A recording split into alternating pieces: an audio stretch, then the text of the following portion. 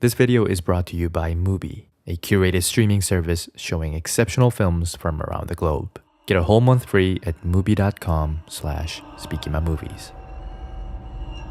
This is hands down the most difficult video I've ever worked on, and it's because in order to create this video, I had to face one of my biggest childhood fears.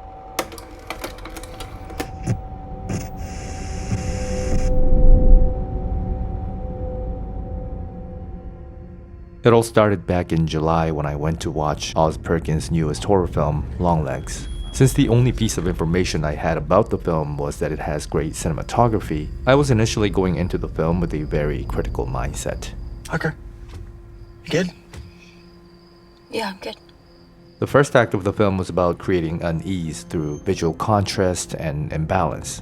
The characters will often be center framed in a mostly uncluttered environment to communicate the character's state of mind and to emphasize any visual anomalies found in their surroundings. Since a lot of the shots are lit with natural light, these areas were frequently shrouded in darkness, making every shot seem more dangerous than it actually is.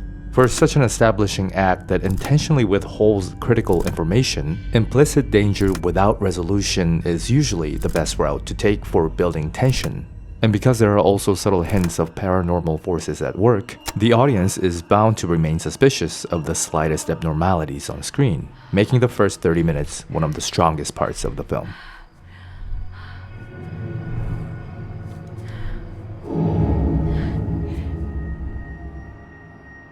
The second act had a similar approach with character placements, but the type of anxiety found in the environment was completely different. If the first act was about generating suspense through contrast, the second act was all about artificiality. Instead of directing the audience to a noticeable but realistic visual imbalance, the shots now presented an entirely fabricated world of perfect harmony. Normally, a symmetrical composition would calm the mind by satisfying its desire to seek patterns. However, in the context of Longlegs, the mirror images deviate too much from the previous chapter and therefore come across as uncanny.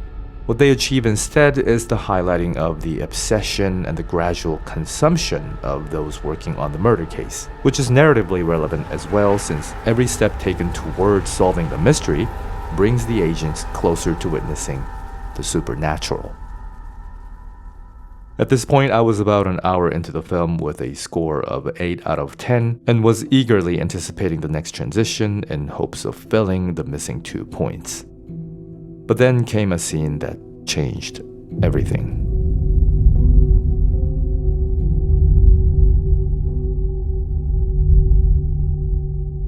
When I was a little kid, I stumbled across an image of a face that scared me so much that I had to live the next 20 years in dread of accidentally encountering it again. It was a close-up shot of a person's face, brightly lit, clouded eyes, and bloody lips that seemed to be from an old Asian horror film. For the next 12 months, I would wake up with that image in my head and spend the entire day obsessing over its details until my brain wouldn't function anymore and shut itself down. Suffice it to say, I locked this picture away in my mind as soon as the suffering was somewhat alleviated and never dared to revisit it since.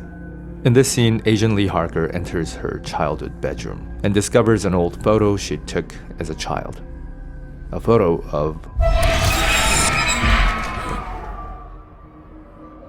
the way this scene portrayed the pain of remembering something buried deep inside the mind of a scarred individual was so close to my own experience that it almost made me faint in theaters. That was my box, with a memory I desperately wished to forget, now exhumed and unlocked before my eyes. It took many nights of serious contemplation, but I eventually came to a conclusion that the only right way to talk about this scene or this film would be to do so after I've opened my box. It was a long, difficult process, but with the help of my good friend, I found the picture, faced it, and finally put an end to my misery. I've noticed a lot of viewers expressing their disappointment in the way the film handled the character of Longlegs, also known as Dale Cobble. There's no denying that the marketing department did an excellent job of selling this character, And Cage's acting, while divided, is a big part of what makes Longlegs a compelling figure to follow. The controversial finale aside, the initial build-up is, in my opinion, beautifully done. I'll be a little bit of everywhere. The problem is merely in the execution of the major reveal, which seems to deny all previous setups. They first give you a full shot of Cobble, which takes away a lot of the mystery, followed by a profile shot of him driving a car, which is commonly associated with secrecy or dishonesty, but is rather pointless when the goal is to give an impact. And finally, even when they do use a medium close-up shot, it's held for way too long, with gradual exposure and... I don't know what that was supposed to be. it's borderline comedic. But to me, this felt brilliant. Because what makes Longlegs an intimidating figure isn't about his looks or his demeanors, but the idea. The reason why many people find this shot of Longlegs the most terrifying isn't just because of better framing or color accents, but because this is the very image Parker has been repressing her whole life.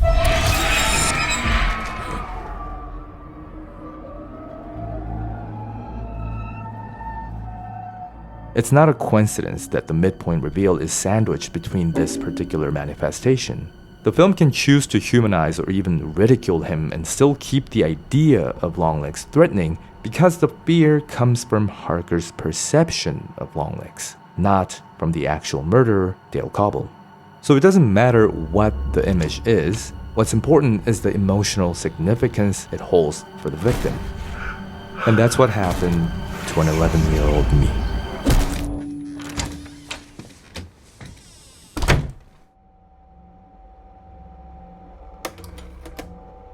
I may not be completely free from my struggle, but I can at least now share it with you all.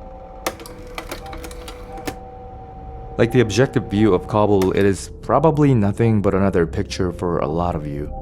But in case there are others like me, here is your last warning.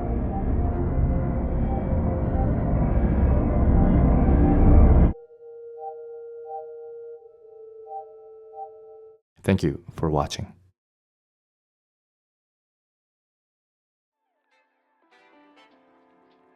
Hello everyone, this really was a tough video for me to make, probably more than any other ones I've made before, so thank you again for watching. If you wish to hear more about the origin of this picture, what the source material is like, and whether it stands the test of time, then please let me know and I'll be happy to make another video around this horrifying photo. And if you're curious about where I find and watch many of the films I recommend, I urge you to check out Mubi, the sponsor for today's video.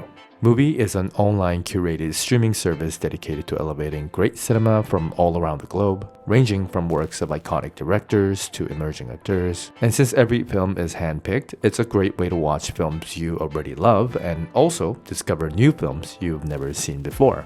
And since we're on the topic of hidden gems, Mubi recently released a restored 4K version of The Fall by Tarsem Singh starring Lee Pace, which only had a limited release back in 2007. This film is an absolute visual feast with stunning cinematography, costumes by Eiko Ishioka, and was shot in 28 different locations over 4 years, which almost bankrupted the filmmaker. The restored version was released on Mubi just last month and is available for you to watch right now. So if you want to watch this film in crisp 4K as well as many other wonderful works, head over to mubi.com/SpikimaMovies to try Mubi free for 30 days. That's mubi.com/SpikimaMovies. So go check it out and I'll see you in the next one.